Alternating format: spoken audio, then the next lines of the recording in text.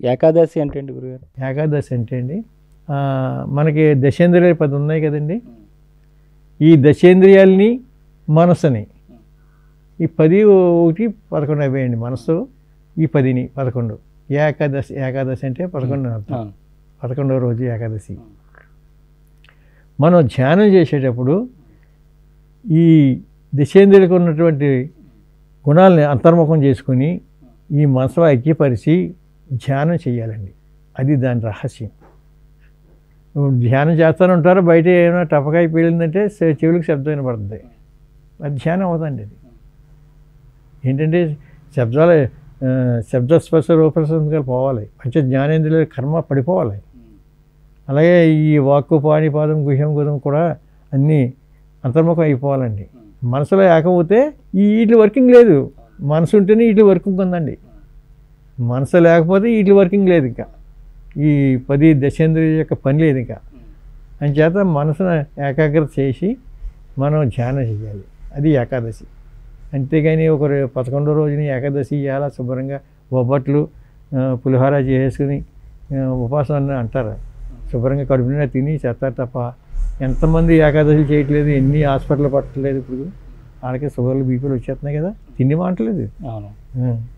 ఉపవాసం ఉండాలండి. ఉపవాసం అంటే అర్థం ఏంటండి? కూర అన్నం మానేదే సరిపోతుంది. ఉపవాసం అన్నారు. ఇవి ఎక్కువైపోతున్నాయి. వాటికంటే ఈ హాని ఎక్కువండి. ఇంట్లో బొబ్బట్లలోని తీపి, పరమాన్నంలో తీపి, రకరకాలుగా అండి.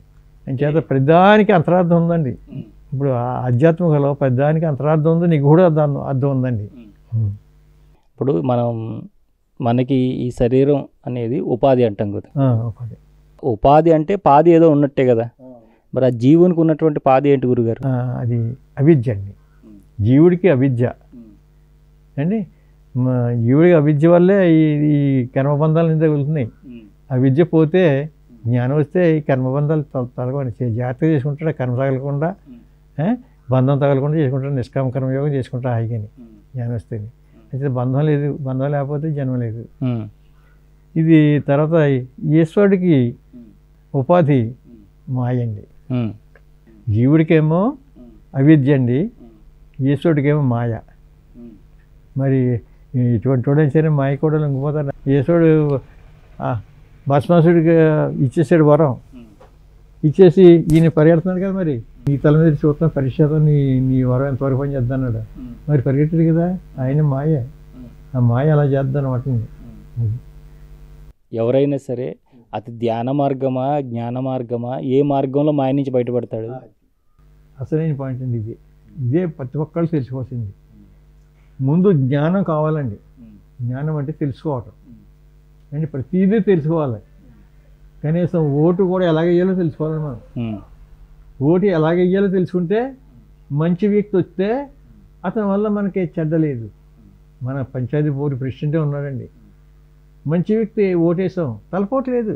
ఇంచేత వచ్చిన వనరులు తినేయడు, శుభ్రంగా గ్రామానికి డెవలప్మెంట్ గురించి ఉపయోగిస్తాడు.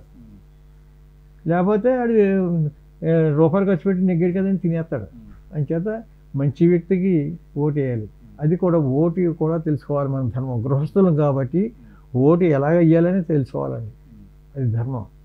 ఇప్పుడు ఎమ్మెల్యే కూడా అంతే అండి. అంచేత ఓటు వేయటం తెలుసుకోవటం. అలాగే మనం సంసారంలో గృహస్థాశ్రమ ధర్మంలో మనం ఎలా నడుచుకోవాలో, యజమానిగా మనం కర్తవ్యం ఏటో అనే ధర్మాలు తెలుసుకోవాలండి. అలాగే భార్య కూడా తెలుసుకోవాలి. వీళ్ళిద్దరూ కలిసి పిల్లల్ని ఎలా చదివించాలి, ఎలాంటి ఉద్యోగాలు పంపాలి, ఎలాంటి ప్రవర్తన నేర్పాలని ఇద్దరూ నేర్పాలని.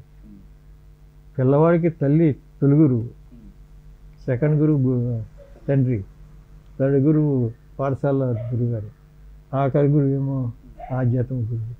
అలా జ్ఞానం సంపాదించుకుంటే ఏ టైంలో ఏదో చేయాలో, చేయదగిన పని ఏది, చేయదగని పని ఏది అని గుర్తించి చేయదగిన పని చేస్తాడో, వేదాలు విహితంగా ఉన్నటువంటి కర్మలే చేస్తాడో, చేయదగిన పని చేస్తాడో, చేయదగిన పని వదిలేస్తాడు. వేదాల్లో చెప్పిన రీతిగా ఆ చెడ్డ కర్మను వదిలేస్తాడు. అప్పుడు జ్ఞానం వచ్చింది. ఆ జ్ఞానం వచ్చిన వ్యక్తి ధ్యానంలో కూర్చుంటే, అప్పుడు ధ్యానం అంటే మరి మనసు యొక్క విషయరాహిత్యం కదండి. మరి అంచేత మనం ఎప్పుడైతే మనం ఇలా జ్ఞానం తెలుసుకున్నామో విషయాలు మనలో లేకుండా చేసుకున్నామో మనం విశ్వాసాలు మానేస్తాం, ఎవరిని మోసం చేయం, ఎవరిని దగా చేయం, చక్కగా నడుచుకుంటాం. అలాంటప్పుడు మనకి ఈ ఈ యొక్క ప్రకృతి వల్ల ప్రకృతిని ఇంచేత ఆరాధిస్తున్నాం. మనం ప్రకృతిని ఆరాధించినప్పుడు భయం ఉండదండి. ఇంచేతంటే నీళ్ళలో కాలు పెట్టేటప్పుడు, పాదం పెట్టేటప్పుడు నమస్కారం పెట్టుకుని పాదం పెట్టాలండి. అలాగే నిద్ర లేచేటప్పుడు కింద కాలు పెట్టేటప్పుడు నమస్కారం పెట్టుకుని వందనం చేసి కాలు కింద పెట్టాలండి. అలాగే మన వాయువుని కూడా కాలుష్యం చేయకూడదండి. ఈ భూమిని కాలుష్యం చేయకూడదు, ఆ తర్వాత నీరుని కాలుష్యం చేయకూడదు. మనం నేర్చుకోవాలి అన్నీ. అంత కాలుష్యం ఇప్పుడు ప్రపంచంలో కాలుష్యం అయిపోయింది. ఆ కాలుష్యం పోవాలంటే జ్ఞానం రావాలండి. పంచభూతాలని కూడా పార్వతిలా పూజించాలండి. ఈ ప్రకృతిని పూజించడం అంటే ఆ యొక్క పంచభూతాలను గౌరవిస్తూ కాలుష్యం లేకుండా ఎవరికి హాని లేకుండా జాగ్రత్తగా నడుచుకోవటమే.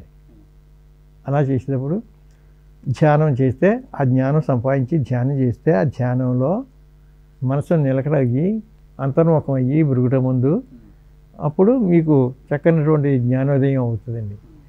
ఆ జ్ఞానోదయం అయినప్పుడు ఊరికే లిప్త మాత్రంలో ఆత్మ సాక్షాత్కారం కలుగుతుందని పెద్దలు మహానీయులు చెప్పడం జరిగింది. ఆ సాధన చేసుకుంటూ ఉన్నాం. ఈ జన్మలో కాబట్టి వచ్చే జన్మ, వచ్చే జన్మ కాబట్టి వచ్చే జన్మైనా అక్కడికి ఊర్ధగతికి ప్రయాణించాలని కోరిక ఉన్నది. అలా చేసుకుందాం మనందరూ కూడా.